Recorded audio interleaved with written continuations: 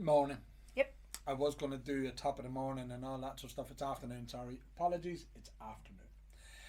That's why I keep you around to keep me on my toes. Yes. When's the lads and lassies? We are getting there. As I said, the room gets ready, closer and closer every day. Going across the racks every month, it is mad the amount of stuff that we do get in and the range of stuff. I mean, you've the same old every month, Of some course. of the Middletons and stuff like that. But some of the new stuff, I do love seeing it, and I love.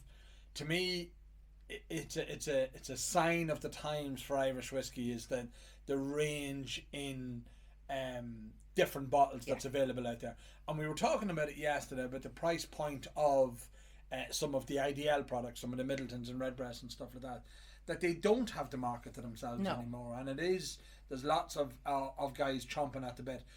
So we were starting to get into a scenario where there's so much selection. I mean, what catches your eye when you're going into an off license, as you were saying? What catches your eye? What makes you buy a product? Is it an affiliation with the area or something like that? 9 times out of 10, it's you shop with your eyes. You shop with your eyes, yeah. But there's also personal recommendations. If somebody said to you, "Oh, I've had such and such," then I think, and I mean, networking as it's known, or as people know, that's what truly sells. I mean, I know there's an awful lot to be said, and everybody engages with it. Talking about, I got this bottle and it's this and it's that and the other. But actually talking in communities and societies about what they're tasting, that's what will make people go out and buy a bottle of whiskey. But we are getting into strange territory at the minute in Irish whiskey. We're having celebrity Irish whiskey, Katie. Celebrities, don't you know? There you go. So there was one last week, it was called Sheehy's Whiskey. I know. Celebrities, huh? Run away with themselves. Ogham Whiskey. They've just brought out their second release. Ogham is a sort of a collaboration of a few people. The Levies, who are rugby internationals or ex-rugby internationals for Ireland. I mean, it's quite apt that they're bringing out their second release at the minute when rugby is at the fore. Doug Ledden, who has been hovering around the whiskey industry for some time. I say hovering. He's involved in that as well. I think it's a great presentation. It's probably one of the better presentations in the last 12 months. But that's the challenge. I mean, what makes a bottle stand out? Beside it, and I deliberately done this, is a bottle of Kilbeggan Black. Now, I didn't even know that existed until I found it on the shelf here this morning. Kilbeggan are one of the oldest distilleries in Ireland, and yet they don't do anything innovative. They don't do anything creative. They were the first guys, between Cooley and Kilbeggan, were the first guys with Connemara, with peated whiskey back in the fore. They should really be leading the charge on peated whiskey, but they're not. And there's this whiskey out there, the original lightly peated Irish whiskey. And the new presentation, Robert says it's about a year old. I didn't even know it existed. I didn't even know it existed. And it's just such a shame. And because if the truth be known, I probably would have seen it on the shelf, but thought nothing about it because it just looks like a standard Kilbeggan. Exactly that. So it's not catching people's eyes. Whereas the Ogham, with the little sack that comes with it, I think is really, really eye-catching. The leather on the front, but the top, I think, is really spectacular. The stopper that they have on the top of them, I think, is really, really special. But that's nice. It looks like a premium prestige product. I don't think they've been harsh with the price, and I can't remember what it was for the first one. I have no idea. But I knew people commented that it was great value for money. It sold out more or less straight away, and they've done well on the secondary market as well. And to me, that's always a sort of a template or a temperature gauge of how well they're received. That if when it comes out, there's an initial spike, but it's continuously been doing good. So I think it's a good one. Mickle, the lads over in Galway, Porrick, and the family over there, and the team over there, have Mickle Irish whiskey, so single pot still Irish whiskey.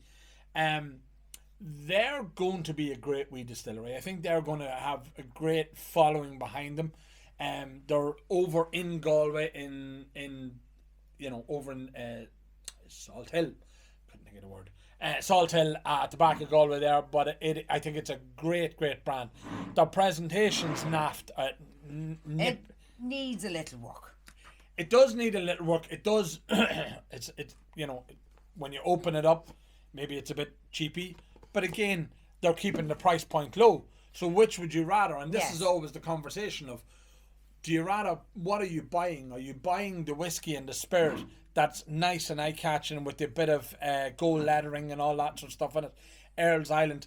They have a few other releases. We have a few of them in this month's auction. Can't think them off in my head.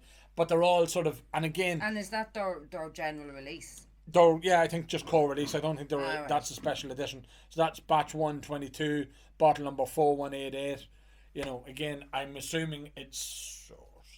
Please tell me it's sourced. Independently sourced. So because they're not at term yet. They've been doing the potching. Michael have been doing some great potching, so it will be a good one. I'll jump over this beauty and I'll just talk about the H. Becker and Glasnevin.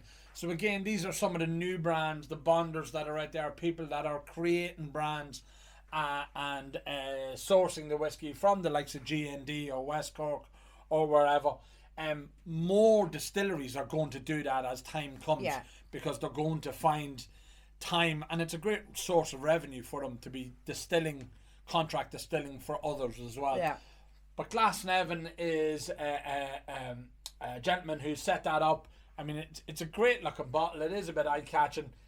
It is on the cheaper end of the market, but I think it's a great looking bottle. And again, sourced whiskey out of G&D. There's not too much bad, if we do say so ourselves, coming out of G&D. H. Becker. So Dr. Helmut Becker and his wife Bianca, they are German nationals who have an affinity and a love for Ireland that is beyond compare. I think it's unreal. They love it over here. They're over here quite regularly. They're down in Kenmare and down the south as well. They've been here with us in the office a few times, but they're really passionate about Irish whiskey. They've got a big site in Germany that sells quite a lot of whiskey, and they bring that H. Becker back to Germany and do quite well with it. Look at that. Isn't it just a beaut? Isn't it just a beaut?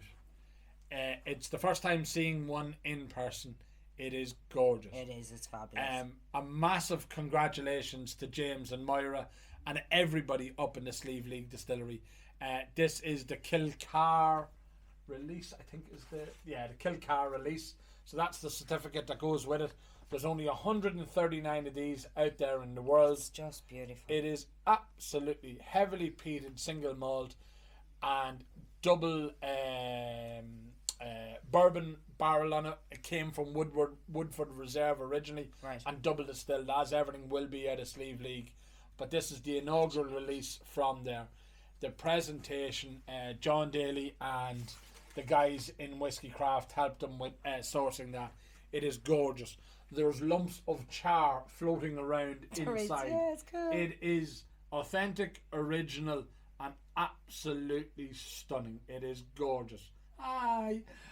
But look at the presentation. It sits on there with the black Tua glass. Look at the black the black Tua glass is just gorgeous, and it really sits so well with this, and with inscribed with the Sleeve League Distillers, Donegal, Ireland. Who wouldn't want that? That's beauty. It genuinely is gorgeous. Absolutely stunning, and it is an absolute massive boulebus and round of applause for James, Moira, and as I say, everybody up there. Underneath, I've 4 of the prestige or the premium products offerings from new distilleries as well. So we've these 2 here. This is Irish American 19-year-old. That's the Founders Reserve. And then this one is the 2022 Driglawn Illan Akla. So the Achill Island distillery. These are gorgeous presentations. Look at them. They're just gloss, shiny boxes. It's got the foam protecting it and the bottle inside. Oh, that's nice. The McKay family have done, there's only 400 of them released. That's bottle number 241. But that is a gorgeous presentation. And again, nice and shiny. And again, this in the black ivory, black ebony box or shiny box. Again, the 19-year-old Founder's Cask, and there's only 625 bottles of that, 54%, but a gorgeous, gorgeous presentation. The Achill Island Distillery got a bit of a boost there from, what was the film? Oh, Colin Farrell and the Donkey. And the Donkey. I don't know whether that's a different film. Colin Farrell is a donkey. I can't remember the name of it. I can't remember it either. Something Island. Yeah, everybody got excited about it. But that got a bit of a Brendan Gleeson. And your man, Brendan Gleeson. Staying over that side of the country, we have the Grace O'Malley. Excuse me. The Grace O'Malley 19-year-old. Grace O'Malley have had this presentation of it being leather-bound bottles, and this is their 19-year-old, and this is done in Amarone. We do like Amarone ourselves. We're not opposed to it. Yeah. And that is limited edition bottling as well. I don't know what the big stands for. If anybody knows what the BIG, apart from the Notorious, stands for, let me know. But that is it. Lovely presentation. Beautiful presentation. But beside that, I think is something that's really special is the Clan Colour from the new Ahaskra distillery. That's the 20-year-old family bond release. They are a limited edition. I think there's only 1,000 bottles. Is that right? It is bottle number 15 of 1,000. So they are quite low, and they're going to be highly sought after. I know people that really rave about the sourced liquid that the Ahaskras put out. The Clan Colour releases. Some of them are really, really good. I love the presentation box. Ahaskra is going to be a vegetarian-friendly distillery. Good on them. As in, it's going to be all self-sufficient and eco-friendly. Yeah, eco-friendly and all that sort of stuff. Yeah. And I'm sure they'll welcome vegetarians as well. More power to them. But yeah, they've done some gorgeous presentations. So that's it. As I say, it was just to highlight some of the new releases that we have in this month's auctions. Bottles that mightn't have been highlighted before, because it's easy to overlook some of these when there's so much everything else, Teeling, Redbreast, everything else. And so many new releases coming from those well-established brands. But you've got new releases like this coming all the time, and they're just trickled out. They don't have the marketing budget to quite hit, newspapers and magazines and sponsored ads and everything else. But I think they're doing well in their own right. So that's it. Tomorrow is Thursday. We shall be talking about something. Mm-hmm. And then Friday we'll be talking about something else. We will. Yes. And we're going live on Friday the 13th. Don't you now? Or as Sinead would say, Friday the 13th. Bye now. See you later.